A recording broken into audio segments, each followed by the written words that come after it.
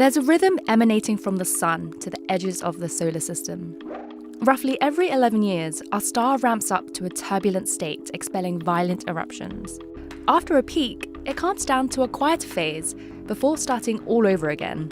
This is known as the solar cycle.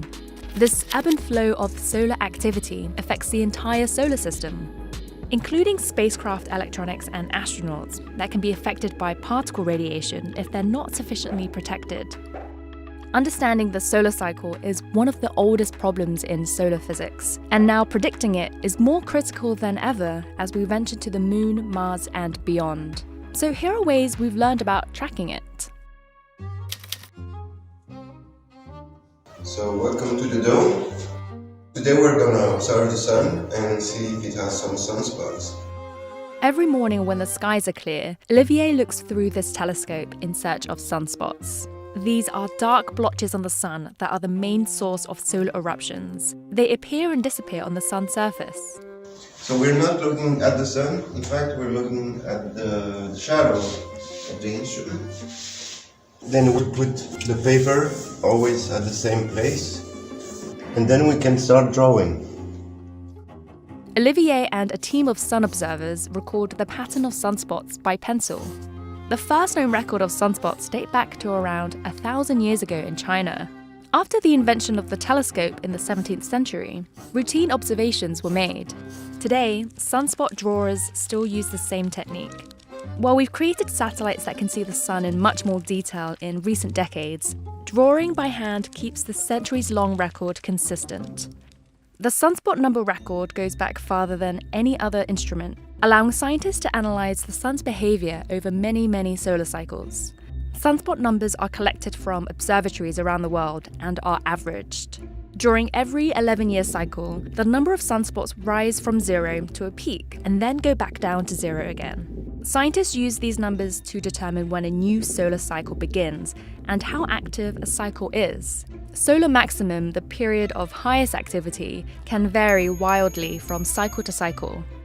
The more sunspots there are, the higher the frequency of solar storms of all types.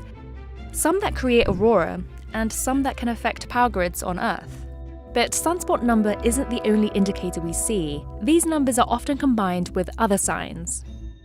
At the beginning of each cycle, sunspots appear on the sun in the mid-latitudes for a brief few hours to days.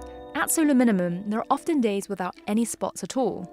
As the sun becomes more active, sunspots form closer to the equator and can stick around for weeks to months. These sunspot patterns give clues to what drives the solar cycle, the twisting of the sun's magnetic field.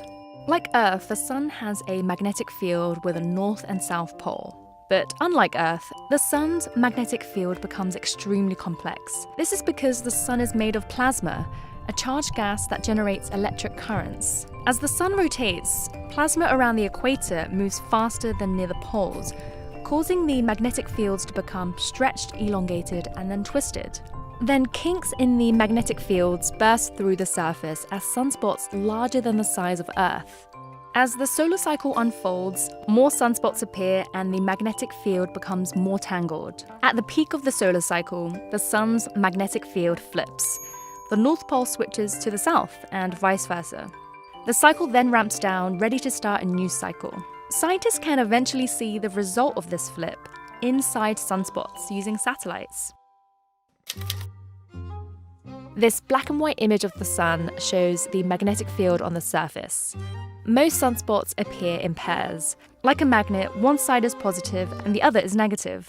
After they form, they gradually disappear again, leaving behind remnants of magnetic fields that move towards the sun's poles. Eventually, each pole accumulates enough magnetic fields, forcing the sun's poles to flip at the peak of the cycle. Then, new sunspot groups appear with the polarities in the opposite direction. Scientists look for a consistent string of these new sunspots in order to declare the next solar cycle. But the transition between cycles is slow and messy. Cycles often overlap, creating freckles of old and new sunspots on the sun at the same time. Scientists can only determine we're in the new cycle when the number of new sunspots overtake old ones, which can be 6 months to a year after the new cycle has begun. While these spots give us a visible tracker, in recent years, scientists have discovered another signal that's hard to see from Earth. The strength of the sun's poles during solar minimum can help predict how active the next cycle will be.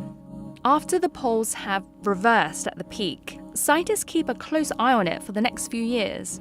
If the magnetic fields accumulated at the poles become strong during this time, it's likely the next solar cycle will be an active one. If the buildup is weak, the next solar cycle won't be as active.